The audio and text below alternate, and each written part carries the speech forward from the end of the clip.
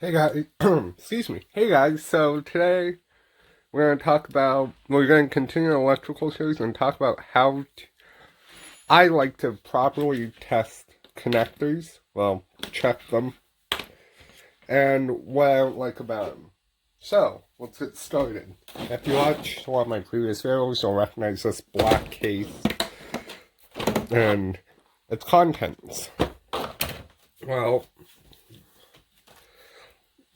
it's inevitable. We're gonna have to add a connector. Let's maybe plugged into something. I want to see if we have power, or if it's switching correctly, whatever it may be. These are old connectors off of various harnesses I've had to replace or whatever.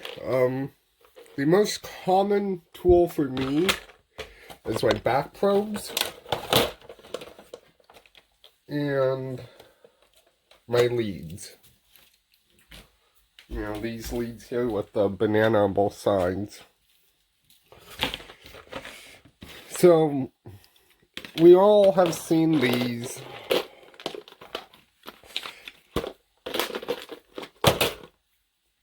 I hate them. These Pomona wire piercers. Before you freak out, these are never going back on a vehicle. You do is you have your piece of wire and you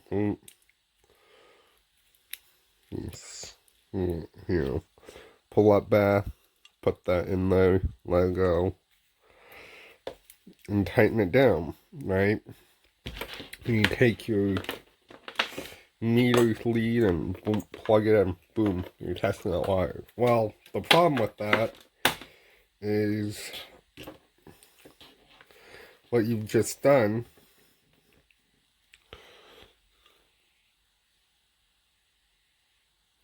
You have popped a hole in that wire where corrosion and water and stuff in. I don't like these things.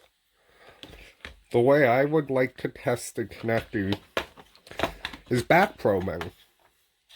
You can say keep a good selection of back probes on hand.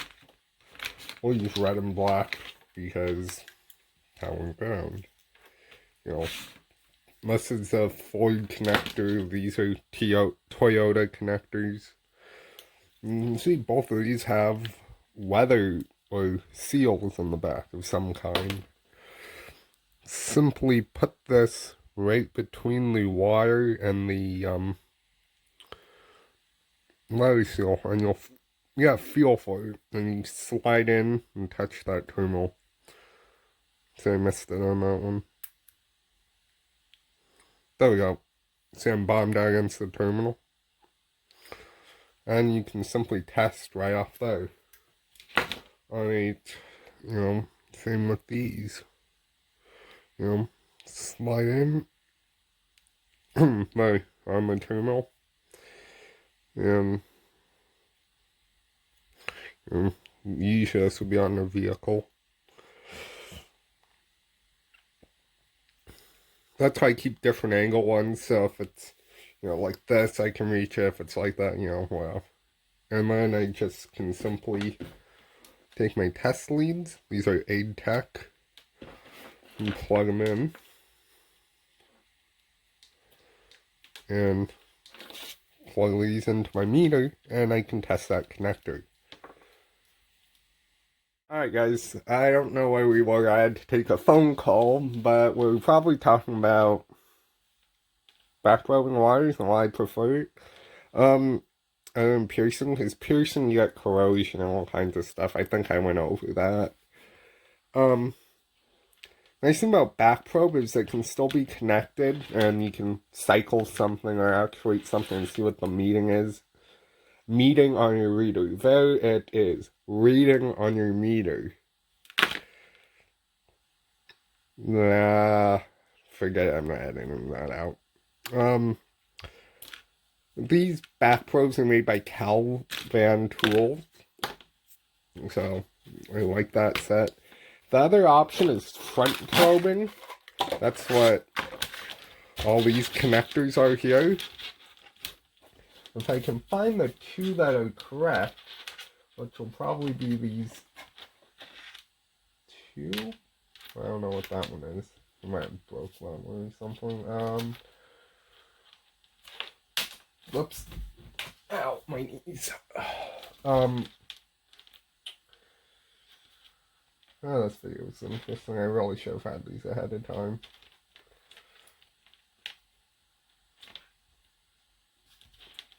Well, we can do the Ford one. So these are 2 male Ford pins for this connector. If I just want to test the connector, I can plug these in. And these are the exact pins for that female pin, and I don't damage the pins. And I can simply take 2 meter leads with alligator clips and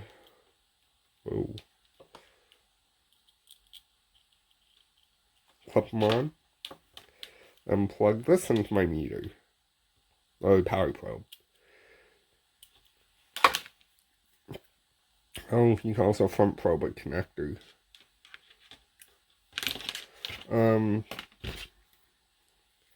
Sometimes you can, I really don't like doing this, but I have done it.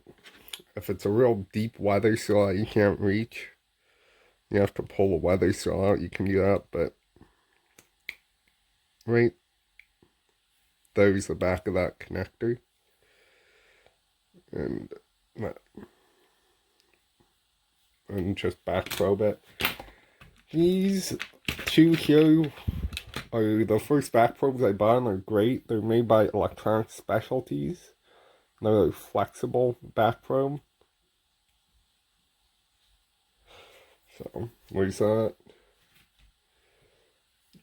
What's interesting about these is these will plug into a female side, and these also plug into female. And they make both sides, I think, but it's nice as I can have, when something needs to be jumpered to ground, ground side switch, and it's closed, boom, back probe it, boom, to a bolt. For testing purposes, obviously. But yeah, that's pretty much how I test connectors. We've all used regular test probes like this. These are good for some things, just off of battery or whatever, but as far as terminals go, I try never to jam anything foreign into a terminal. For example, a small probe or pin, like even a T-pin from the craft store, will work fine. I'll fit in there, not damage anything, or you can even go on the top. But again, I prefer to back probe all my connectors. Never jam a big test lead in, because here's a giant terminal, right? You jam a huge test lead in, it does this. Never close it back down. Versus if you put a thin terminal, it'll grab and then close. Grab and close. If you put a real big thing in, it'll go like that. It'll spread, and then you got a pin fitment issue, which causes another problem. Sometimes you got real big old terminals like so. Yeah, I could stick a back probe in there. But what I have for those is these. You see it just fits right in there. Nice. Or just hold the test lead against it. Let me get a real test lead here. And just hold your test lead against it. Same with a test light. That's why I built this thing. Is if I need let's say I need to check something with a test light, I go like this, slip this into here, and then I have a back probe test light. And I can just touch this to power ground depending on what I'm testing for. And I do that. Versus, you know, something else. Now you could do this with a normal test light, you know, just put your meter probe in, or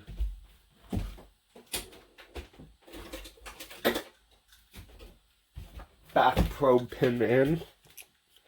Here's the good old scope on a rope, aka the test lamp. You know, connect this to a ground, you know, wherever that may be. Try to clip it to something so it doesn't fly everywhere. Right, and then just take your and test off your back probe either there or right here. That'd work too. They make, or Snap-on, I think OTC still does. They used to make a test light that instead of a probe here, there was another banana plug. I might make this into that, I don't know. But if you get a test light with interchangeable ends, you will never go back. Now this has a very small bulb in it. Versus a regular test lamp bulb. But it's good for low current, and this one kind of has a short lead. It's only about, well, it's decent long. It's probably about 3 feet. This is an old module terminal, I believe. These, most likely are going to be tested and plugged in. So you are going to be forced to back probe these. And these don't have a weather seal, so I usually just go right where the crimp is. Or if you can test off the front, I test where a terminal, you know, like a terminal plugs in right there. Instead of testing there, I'll try and test that same terminal up here. Or get a pin that just fits. Well, fits tightly but isn't so hard to get in that damages it. You know, I think this guy will just, no, even that's too big. Used to have a set of these Chrysler small male pins. There's a female side one. Yeah, I don't have one, but, you know, like this. Or, if you can see the, I know this is going to be hard to see on camera. Down there, you can see the back of the terminal. Reach in there and touch that with the test probe, or back probe.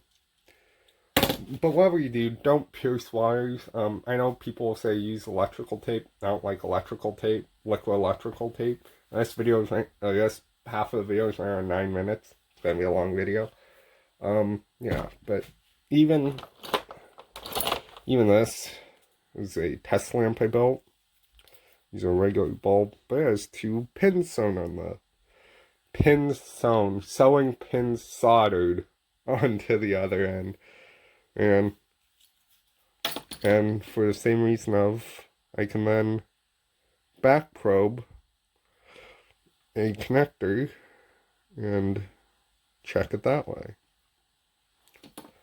You know, be careful loading circuits and stuff, but, you know, you want to see if something's actuating or whatever. That's a good way to do it.